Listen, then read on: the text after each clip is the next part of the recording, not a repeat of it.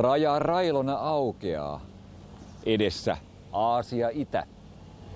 Narvan keskustassa kaksi linnaa katsoo toisiaan. Viron puolella Hermanninlinna ja Venäjän puolella Iivananlinna pitkine muureineen. Välissä menee Narvajoki, Rajajoki. Kun olemme Viron puolella, seisomme EUn ja Naton maaperällä. Venäjä alkaa tuosta puolesta välistä jokea. Raja on veteen piirretty monasti ja monimielisesti. Ruotsin ja Venäjän ikuiseksi rajaksi Narvajoki sovittiin jo Täyssinnän kylässä 1595. Sittemmin ja sen jälkeen Narvan mailla on verta vuodatettu paljonkin ja laulettu niitä porilaisten ja Narvan marsseja. Tämä Hermannin linna toimii paitsi sotamuistomerkkinä myös tietysti turistikohteena. Ja kellohan on 12. Se tarkoittaa sitä, että linnoitus julistaa puolen päivän. Tällä linnan pihalla voi nauttia myös kulinaarisista elämyksistä. Että mitä meillä on tässä näin? Narvan erikoisnahkiainen. Kun siis Porissakin on Suomessa nahkeainen, että ainoa paikka Suomessa, siis Virossa ainoa paikka, missä nahkeista saa, on Narva. Pieni paukkukin, piparjuuri, vodkaa.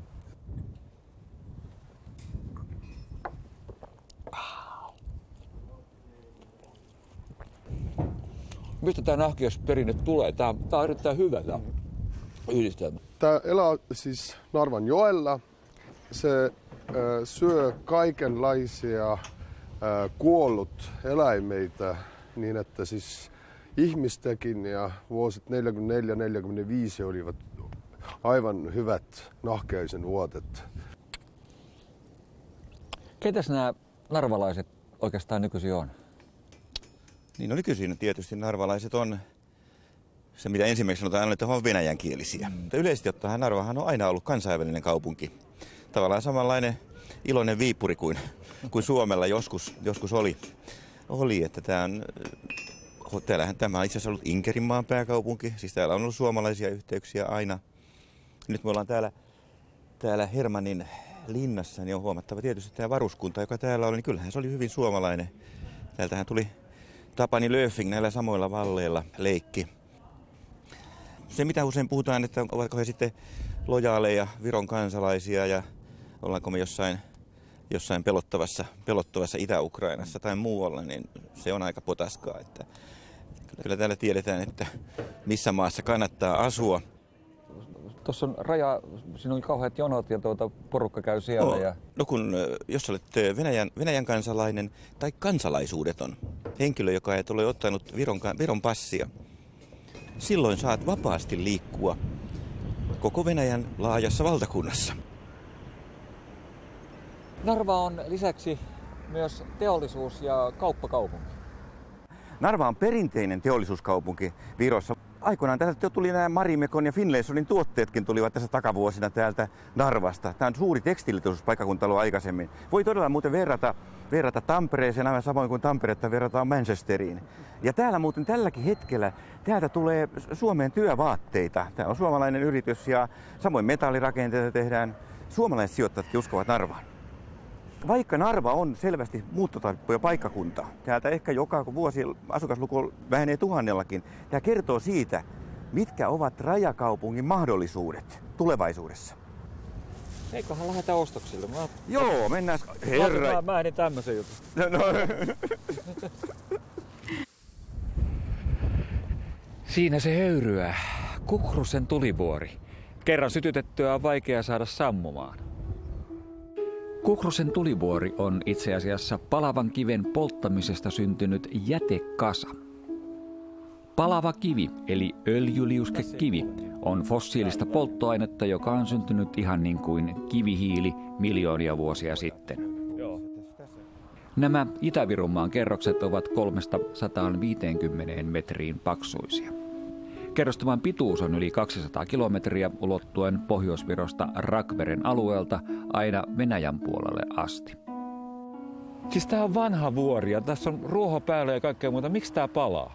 Täällä vuoren sisuksissa on 400 astetta lämpötila tällä hetkellä. Ja mä itse muistan takavuosista kyllä tilanteita, että tää on ihan aidosti savunnut. Siinä ilmeisesti on niin paljon energiaa, siellä on sitä palavaa kiveä edelleen. Ja se on syttynyt, eikä sammu. Ja tiedätkö miksi se ei sammu? No. Se ei tarvitse erikseen mitään lisähappea, vaan siinä itsessään on jo kaikki ainekset tähän palamiseen. Tämä on suosittu piknikpaikka syksyisin, koska vuoren huipulla on lämmintä. Koska palava kivi oli silloinkin tärkeä energialähde, sen louhijat olivat tietysti Neuvostoliitossa työn sankareita. Todellisuus oli ihan toinen. Reippaasti yli 80-vuotias Inkerin suomalainen Aarne Tito on työskennellyt tässä kaivoksessa yli puolet elämästään. Minä tulin kaivokseen, olin 23-vuotias. Hakku ja lapio oli minun työvälineet. Lastasin palakiven vaunun ja sitten työnsin kauemmas. Määrä oli sellainen, 3 vaunua vuorossa. Mutta minä lastasin 9 vaunua. Oli miehen 15 vaunua lastasi. Mutta ne 3-4 vuotta terveys oli mennyt ja raha jäi käyttämään kaivokseen.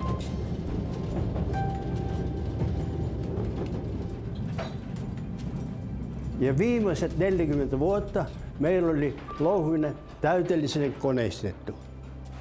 Tämä on nyt palavakiven kerrostuma, 3,5 metrin vahvuinen.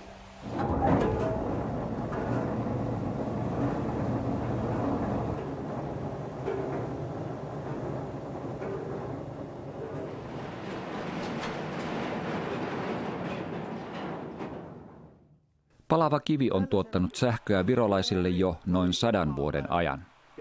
Vielä 8 vuotta sitten täällä Narvan lähellä sijaitsevat Baltin ja Eestin voimalaitokset tuottivat lähes kaiken Viron sähköstä. En tiedä täsmälleen, mutta luulen, että tällä hetkellä puolet kuitenkin Viron energiasta tulee tästä palavasta kivestä. Mutta miten palavan kiven tulevaisuus muuten? Se on saastuttava, sitten tulee kauheasti jätettä ja muuta, mutta toisaalta energiavara tehtyy koko ajan.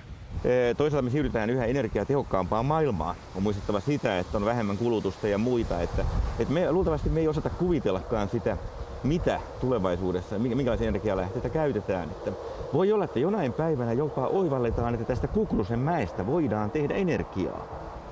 Aivan käsittämätöntähän se on, että jossain on 400 astetta lämpötila maan sisuksissa ja sitä ei osata hyödyntää.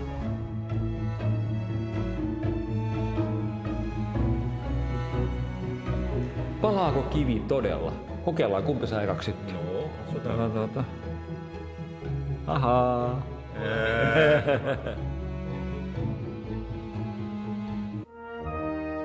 Tervetuloa kaupunkiin, jota ei ollut.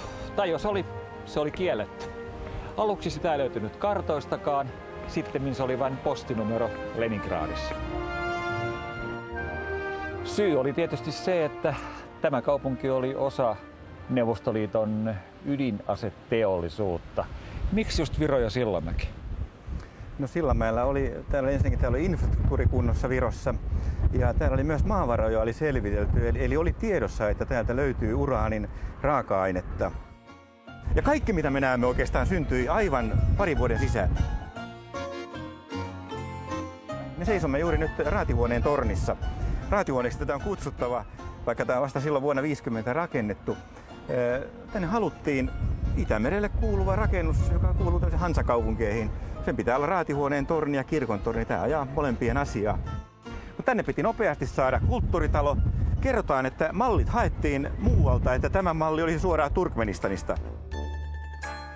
Jos ulkotiloihinkin Sillanmäellä satsattiin, niin kyllä nämä sisätilatkin on kohtuullisen prameita.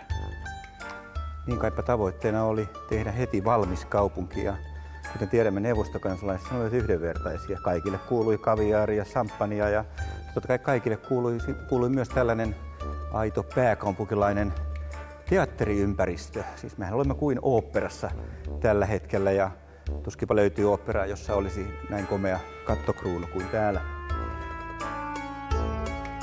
Ja saatiin tänne sitten rantapulevaardi, mereen vievä pulevaardi. Tosin se suljettiin ennen rantaa, koska kaupungin piti olla tyhjiössä joka suuntaan. Ja täällä oli pelkästään tosiaan eliittityöläisiä. Tänne tuotiin parasta mahdollista myöskin tämmöistä tiedemiesvoimaa. Joo, totta kai. Koska myöhemmin jo havaittiin, että eihän tämä uraani nyt rikasta ole, niin paikallinen kombinaatti ryhtyi tuottamaan harvinaisia maametalleja.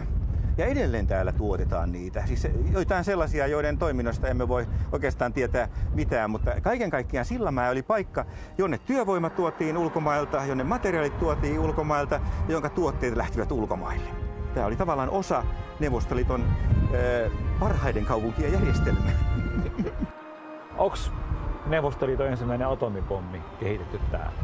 Näin kerrotaan, mutta väitetään, että tutkijat ovat näin kertoneet, että loppujen lopuksi materiaali tuli näistä ystävällisistä Itä-Euroopan maista.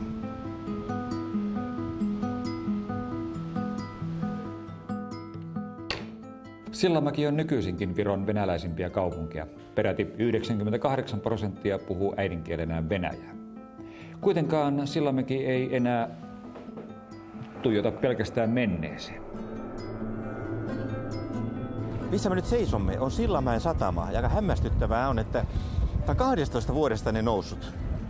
Tänne on investointu satamaan muistaakseni 150 miljoonaa tänä aikana. Ja sitten on tietysti vielä toiset mukana, että kolmannet on erilaisiin terminaaleihin ja muihin. Täältähän kulki laivalinjakin vielä 10 vuotta sitten valitettavasti jo vajaa Kotkaankin. Tämä vesialue, laaja alue, mikä me nähdään, niin suurelta osin se valitettavasti kuuluu hyvälle ystävällämme idässä. Muutenhan tästä laivat menisivätkin suoraan, eli aivan tuosta takaa niin löytyy sitten Kotka. Mutta kaiken kaikkiaan hyvältä näyttää, että Sillamäe on tänä päivänä muutakin kuin teollisuuskombinaatti. Se on keskus, josta katsotaan Eurooppaan. Narva oli ennen toista maailmansotaa kaunis barokkikaupunki. Sitten Neuvostoliiton sotakone jyräsi ihan kaiken. Raunioista restauroitiin ainoastaan tämä raatihuone. Onneksi vanha Narva on edelleen olemassa pienoismallina. Fjodor Santsev oli alun perin erään lastentarhan huoltomies. Hän alkoi tehdä lasten iloksi pienoismalleja ensin Tallinnan kirkoista ja sitten siitä Narvasta, jota ei enää ole. Tässä on kuvattuna tilanne juuri ennen Neuvostoliiton pommituslentoa 6. maaliskuuta 1944. Neuvostoliiton ja Venäjän historian mukaan tosin kaupungin tuhosivat fasistit. На данном макете в старом городе было около 480 строений. Ну, вот отдельно вот эти церкви, которые, кстати, не касаются городу Нарве, ну, вот еще там 23 церкви. Ну, вот здесь как раз со временем немножко, так я могу сказать, что он растянутый. Самый первый макет, вот даже на этом макете, вот на вот этом макете, одно здание есть, где написана дата начала стройки этого макета. Ну, я вам подскажу, это ратуша. От нее, кстати, вся высота всех зданий играла именно от ратуши. И там стоит дата 10 января 1995 года. Vanhan Narvan asukkaita on vielä elossa ja asuu ympäri Viroa. Esimerkiksi Narvan päivien aikana he palaavat Narvaan katsomaan muun muassa näitä pienoismalleja ja jakamaan muistoja. Вот они приезжают, приходят. Знаете, вот была одна ситуация тогда, была одна, когда женщина, ну вот собрались, ну пожилые бабульки уже это все, и вдруг она с восторгом пальцем показывает на дом: девочки, посмотрите, это окно моей комнаты. Вот, значит, макет что-то стоит.